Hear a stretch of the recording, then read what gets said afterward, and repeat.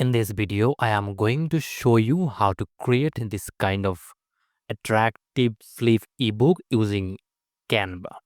Now let's see how we can create this kind of flip ebook. Okay, well, after creating your ebook in Canva, now next thing you need to do is select your share button. Then you need to select this three dot. Thereafter, you have to search in search box flip. You have to select here this flipping book.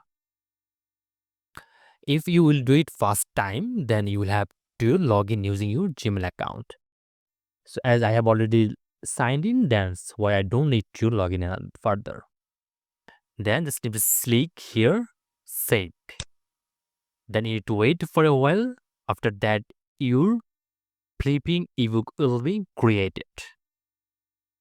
After creating ebook, then you will get this shareable link. Just you need to copy this link and you can share it with anyone. If you want, you can also customize your book from here. Then you can embed, you can download this flipbook as PDF version. That means all of the things you can do easily from Canva.